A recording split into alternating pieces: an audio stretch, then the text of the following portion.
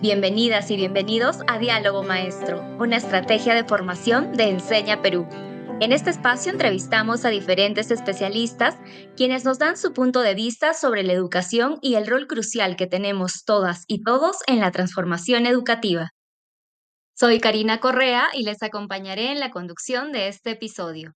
En esta ocasión conversaré con Rosario Gildemeister Flores, quien es docente y licenciada por la Pontificia Universidad Católica del Perú, licenciada en Bibliotecología por la Universidad Nacional Mayor de San Marcos, con estudios de maestría en escritura y alfabetización en la Universidad Nacional de La Plata en Argentina, formada en la práctica psicomotriz o couturier y en atención temprana del desarrollo infantil.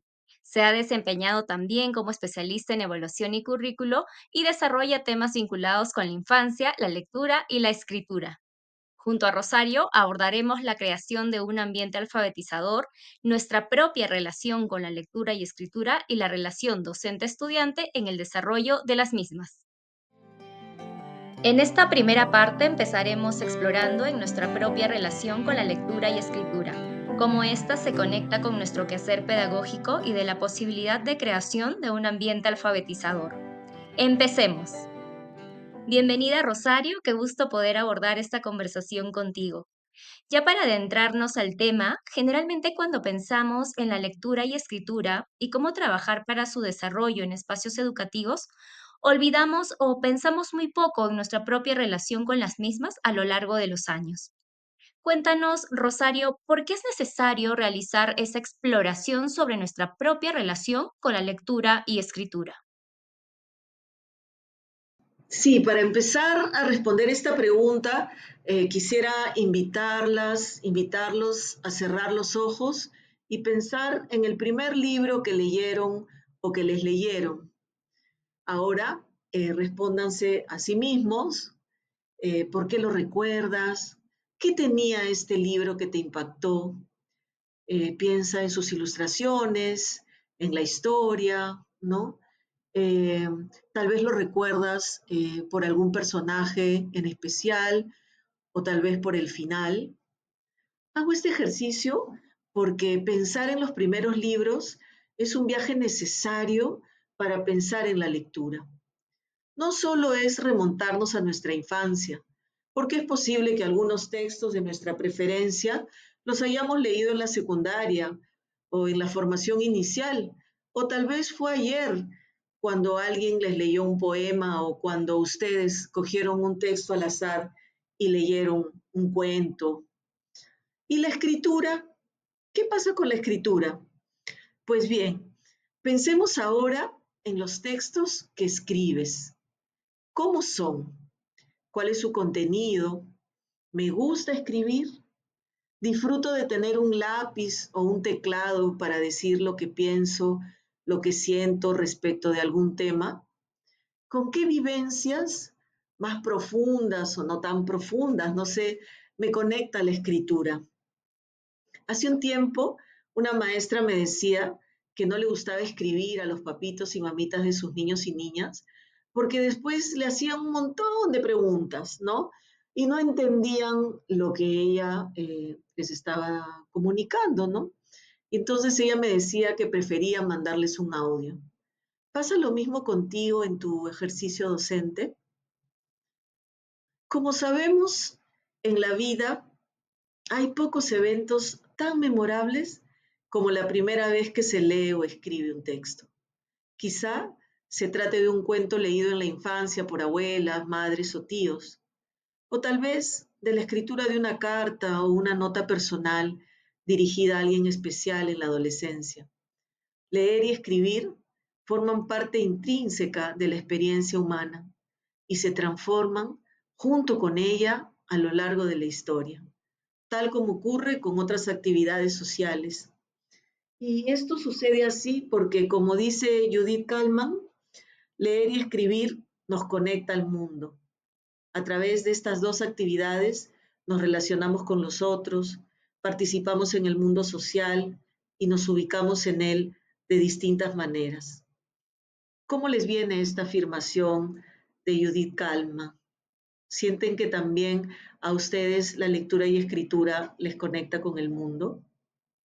Ahora Pensemos en la escuela y la propia trayectoria escolar, que suelen ser cruciales, ¿no? Para comprender cómo y bajo qué concepciones las personas se ubican en el mundo a través de la lectura y la escritura. Quizá a los 5 años o a los 6 años, escribir fue concebido como la capacidad de dibujar las letras de nuestro nombre sobre un papel o en un cuaderno, ¿no? Leer, por su parte, podía ser asumido como la decodificación en voz alta de una oración o un párrafo, ¿no? En el salón de clase, ante la maestra o en el hogar frente a nuestros padres. Ya en el nivel secundario o en la educación superior, es probable que la lectura y la escritura cobraran otros sentidos, porque para redactar una solicitud o una monografía se requería, entre otras cosas, reflexionar sobre los destinatarios e identificar los propósitos de los textos a elaborar. Es posible analizar dos consecuencias que se derivan de lo que les he dicho hasta el momento. La primera es comprender que la lectura y la escritura no son actividades completamente diferenciadas, sino que forman parte de un aprendizaje más amplio que algunos investigadores definen como alfabetización. ¿Han escuchado hablar de ese término? Pues, dada la complejidad de su naturaleza, es imposible definir la alfabetización como un estado que se logra de una vez para todas, ¿no? O sea, ya, estoy alfabetizado, ¿no? De un día a otro, sino más bien como un proceso que se da a lo largo de toda la vida, que se inicia en algún momento, no sabemos exactamente cuándo, y nunca se acaba. Estas ideas fueron enunciadas por Emilia Ferreiro y Miriam Nemirovsky hace más de 2 décadas. Imagínense desde hace cuánto tiempo se viene hablando de la alfabetización inicial. La segunda consecuencia es que existen diversas concepciones implícitas, ideas implícitas, creencias implícitas sobre la alfabetización. Por lo que tan importante como es aprender a leer y escribir en el mundo actual, lo es también el conjunto de concepciones, de ideas, bajo las cuales dichas personas son introducidas en el mundo de lo escrito. Entonces, si me reconozco como lector, lectora, escritor, escritora, voy a poder reconocer en los niños y las niñas que acompaño esa competencia. Si me reconozco así, entonces voy a darles oportunidades para que puedan leer y escribir variedad de textos. Ellos, al inicio, hojean los libros, pasan las páginas, se detienen en alguna ilustración o palabras que llaman su atención, nos piden que les leamos o pasan de un libro a otro y en lo relacionado a la escritura, toman el lápiz y papel y dejan su huella. Pueden ser garabatos, semiletras o las letras del alfabeto. Tal vez no completas, pero todas ellas tienen en común la intención del niño o niña de decir algo a alguien. Eso, colegas, no podemos negarlo. Pero si no nos asumimos como lectores y escritores, entonces pensaremos que lo mejor que podemos hacer es enseñarles las letras por separado y esperar a que les lean alfabéticamente o que lean alfabéticamente para recién darle un libro. Ahora te pregunto, ¿cómo te ves como lector y escritor? Como hemos escuchado, pensar en nuestra propia relación con la lectura y escritura es clave para reflexionar sobre el desarrollo de las mismas desde nuestro quehacer pedagógico. Ahora, continuando con aquello que podemos realizar desde nuestro quehacer pedagógico, surge la necesidad de crear un ambiente alfabetizador y mejorar las condiciones para la lectura. Cuéntanos, Rosario, ¿cómo podemos empezar con la creación de un ambiente alfabetizador propicio para nuestro estudiantado? Empecemos por el inicio, ¿no? Un ambiente alfabetizador es una de las condiciones necesarias para que tenga lugar el aprendizaje de la lectura y escritura desde los inicios de la alfabetización. Eso es como lo primero que tenemos que tener claro, ¿no? Pero ¿cómo se construye, no? Tú dices por dónde empezar. Y bueno, lo que tendría que decirte es que se construye con textos, ¿no? Por ejemplo, los carteles en el aula con la lista de asistencia, el cartel de cumpleaños, el cartel de responsabilidades y acuerdos de convivencia.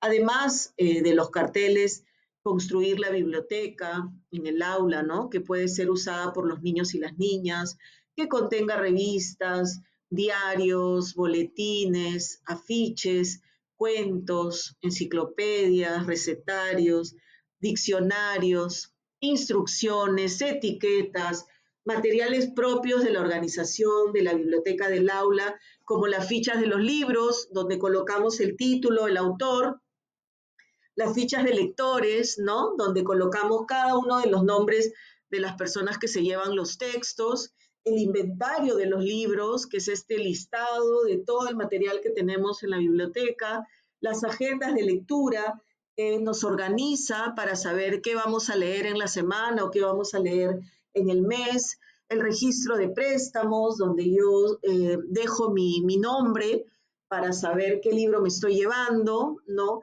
Los rótulos con algunas palabras importantes, digamos, que deben estar en el aula, las listas, un abecedario en un lugar visible y al alcance de los niños, el fichero de nombres, etcétera. Todo aquello que nos permita leer en el aula y fuera de ella. Todos los escritos que se compartan en el aula deben estar escritos correctamente. Eso es bien importante. ¿Por qué? Porque van a ser referentes seguros de escritura y lectura para los niños. Eso significa que podemos leerlos todo el tiempo y recurrir a ellos cuando se quiere leer o escribir, ¿no?